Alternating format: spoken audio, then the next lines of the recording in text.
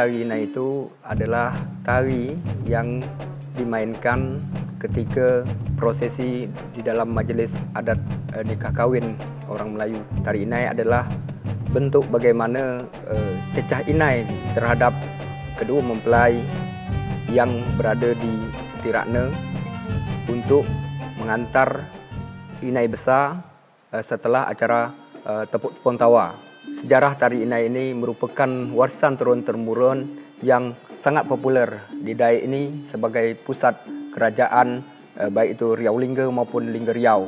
Di dalam sejarah Kesultanan Riau Lingga yang ada di Dayak ini, yang berpusat di Dayak ini, bahawa dulunya di dalam nikah kahwin anak-anak raja selalu termuat tentang tari inai ini. Untuk mempelai laki-laki, penarinya adalah laki-laki. Untuk mempelai perempuan, penarinya perempuan.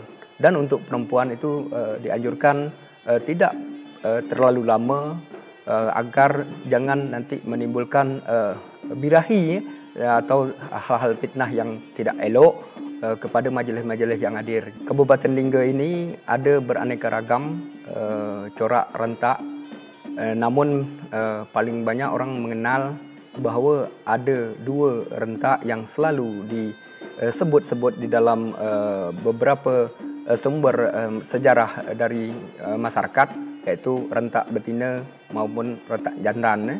Karena penari inai laki-laki itu biasanya dia menari agak tinggi, boleh berdiri dan membongkok sedikit, sementara yang perempuan itu lebih dianjurkan lebih rendah lagi. Itulah membedakan.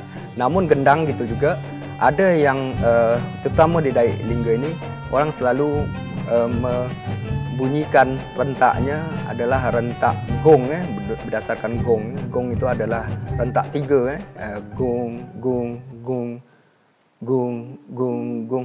Ada juga orang rentak betalu. Rentak betalu itu bertengkah, misalnya gongnya gong, gong, gong, gong, gong, gong, gong, gong.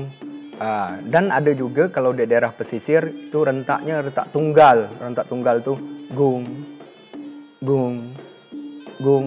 Itu cuma tengkah gendang itu mengikut bagaimana tadi pukulan gong. Jadi beraneka ragam. Namun sebagai pusat pemerintahan yang berada di Dayak, orang lebih mempopulerkan rentak tadi, rentak tiga tadi, gong, gong, gong, tak, tak, tak, gong, gong, gong.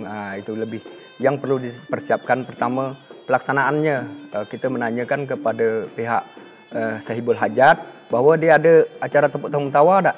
Ada acara adat yang ingin dilakukan tak secara prosesinya, tahapan. Kalau ada, ya kita mempersiapkan pertama orang atau kelompok yang mana yang ingin kita ambil, apakah dari Pangak Laut atau dari Cenut, Kado atau dari mana. Itu sudah mendudukkan itu berapa orang yang nak kita apakan menari. Walaupun untuk mengejarkan waktu, kita selalu cukup satu aja dari lelaki maupun penari perempuan. Tak kalah penting adalah persiapan daripada penari itu juga. Pertama dalam berpakaian. Berpakaian di dalam tari inai ini sangatlah menutup aurat, rapi, sopan, dan tadi penuh dengan nilai-nilai akidah agama Islam. Dan juga peralatan itu seperti kita mempersiapkan inai, inai yang diletakkan di kaki bercecah atau puan, tempat inai itu. Yang kedua, kita meletakkan bunga inai di atas tu, kita tancapkan bunga inai. Jadi perlengkapan yang lain, karena dia sejalan dengan tepuk-tepung tawa, itu juga harus ada perlengkapan tepuk-tepung tawa sampai dengan berkat. Orang yang nari itu dapat berkat. Berkatnya seperti wajik, seperti telur merah dengan ditusuk dengan bunga tajuk, lalu dibungkus dengan sapu tangan, dan hadiah lain yang mungkin hajat tuan rumah untuk memberi sejadah, kain dan sebagainya, itu tergantung daripada orang yang melaksanakan sahibul hajat ini.